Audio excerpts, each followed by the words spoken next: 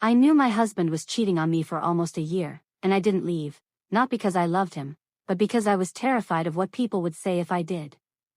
My name is Nicole, I'm 35 years old, and I had been married to Jason for 12 years. We met in college, got married right after graduation when I was 23, and from that moment my life slowly started becoming less mine and more what it was supposed to look like for everyone else.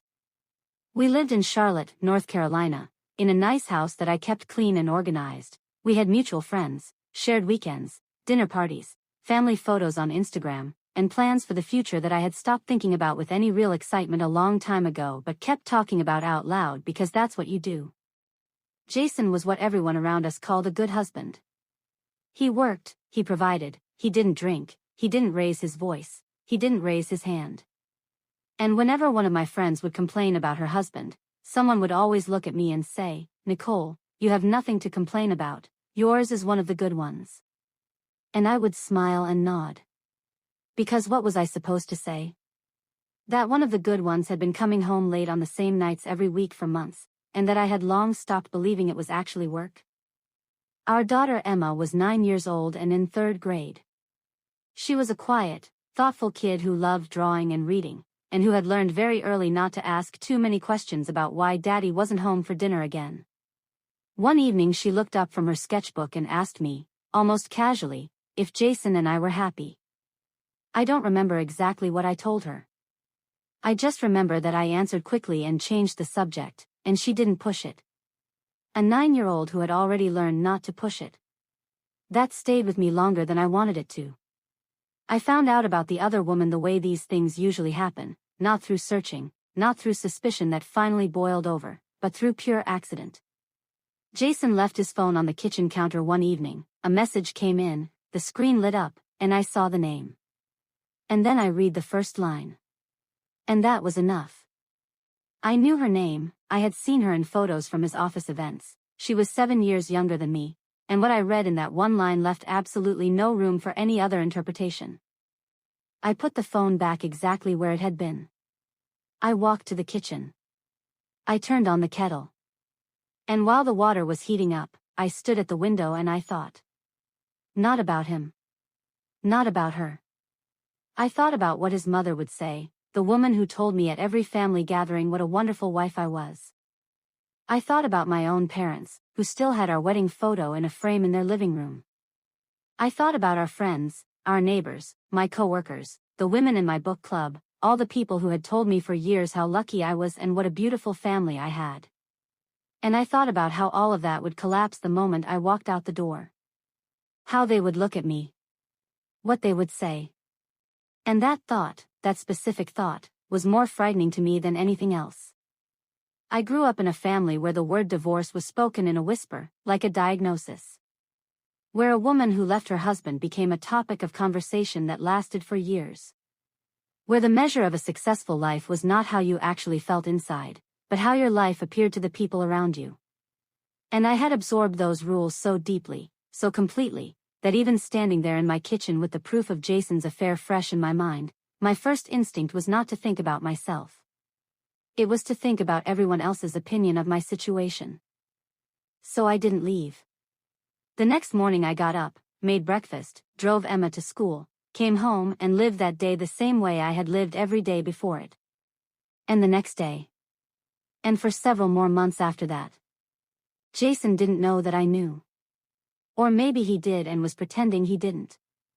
Either way, something unspoken had settled between us, a quiet arrangement that neither of us had agreed to out loud, where he pretended to be faithful and I pretended to believe him, and we both kept living inside that lie the way you live in a house that's slowly filling with smoke, telling yourself the air is fine because you don't want to be the one who opens a window. Emma asked me once more, a few months later, while we were sitting together after school. She was drawing something at the kitchen table and without looking up she said, "Mom, are you okay?" And I told her I was fine. She nodded and kept drawing. And I sat there thinking about how a 9-year-old had learned to ask that question in exactly the tone that means she already knows the answer but is giving you a chance to say something different. I don't know how much longer it would have gone on. Maybe for years. Maybe forever. Because I had almost convinced myself that this was just what life looked like, that everyone had some version of this, that the trick was simply to stop expecting anything else. And then one ordinary afternoon, I walked out of the house with nowhere specific to go, and I saw something so simple that it did what I had not been able to do for myself in an entire year. That afternoon I just needed to get out of the house. Emma was at school, Jason was away on another business trip that I had stopped verifying months ago, and the quiet of that house had started to feel less like peace and more like pressure. So I put on my shoes and walked out with no destination and no plan, just moving through the streets of Charlotte because moving felt better than sitting still. I had been walking for maybe 20 minutes when I stopped in front of a large window on the ground floor of a building I had passed 100 times without noticing. Behind the glass was a small dance studio. Hardwood floors, mirrors covering the entire far wall, and a group of girls who looked about 8 or 9 years old following the movements of a young instructor. They were focused and serious and completely alive in every movement, and I stopped and just stood there watching through the glass, not understanding at first why I couldn't make myself walk away. And then it hit me. All at once, without warning. I used to dance like that. At exactly that age. I started dance classes when I was 7 and I loved it the way kids love something that comes to them naturally and easily. I had a dream back then, not vague or childish, but specific and real. I wanted to have my own dance studio one day. Small, warm, with big windows and wooden floors. I wanted to travel, to study under different choreographers, to bring something back and share it with other people. I remember telling my parents about it in high school. My mom listened carefully, exchanged a look with my dad, and said, "That's a lovely idea, Nicole, but dancing isn't a career, you need to think about your real future." Jason heard about it after we got married, smiled and said, "That's cute, but you know that's not realistic, right?" And I laughed along with him.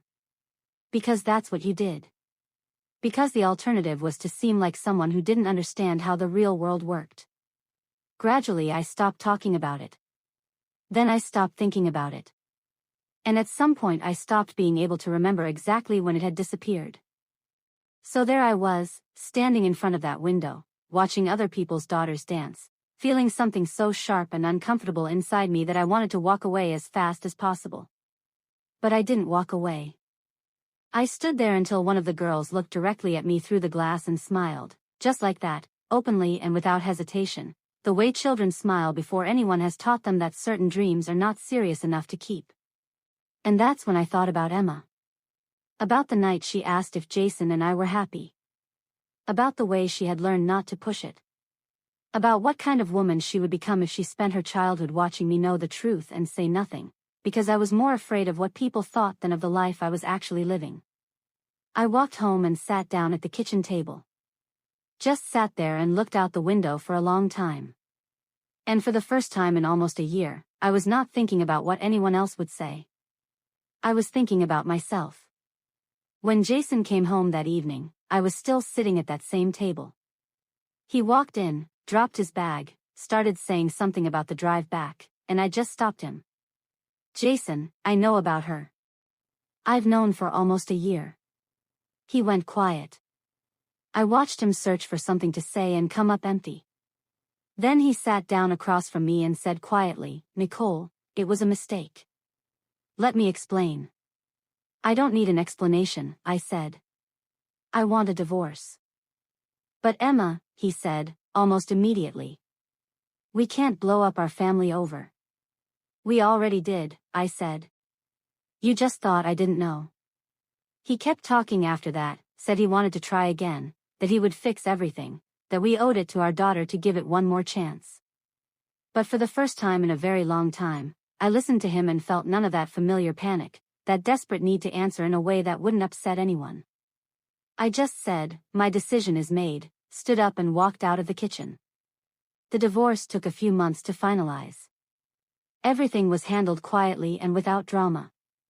Jason moved out, we agreed on an arrangement for Emma without any major conflict, and the house became different. Not emptier, but lighter, as if something that had been slowly pressing down on all of us had finally lifted. About a month after Jason had taken the last of his things, I met Amanda for coffee. We had been close friends since before I got married, and she was the person whose opinion I had been most afraid of this entire time. Amanda knew everyone, was connected to everyone, and whatever she thought had a way of becoming what everyone else thought too. I had been putting off this conversation for weeks. We sat down and I told her everything. The affair, the year of silence, the dance studio on the street, the conversation with Jason, the divorce. I talked and I waited for her to ask whether I had really tried everything, whether I had thought it through carefully enough, whether I had considered what this would do to Emma's life. But Amanda was quiet. For a long time. And then she looked at me, and what I saw in her face was something I had not expected at all. She said, "Nicole, I envy you. I honestly do. I envy your courage." I didn't understand right away. "Amanda, what do you mean?" She was quiet for another moment, and then said, almost in a whisper, "My marriage is worse than yours was. But I can't leave. I just can't do it." I sat there and looked at her and didn't know what to say. This was the woman whose opinion I had been afraid of for an entire year. The woman I had stayed silent for. And it turned out she was living inside the exact same silence, just without having found a way out yet. We sat without speaking for a while. Then she looked at me and asked, "How were you not scared?" I thought about the girl behind the glass who had smiled at me so simply and openly. I thought about Emma telling me I looked like things weren't heavy anymore. And I told Amanda the truth. "I was scared," I said. I just decided I couldn't keep being more afraid of leaving than I was of staying.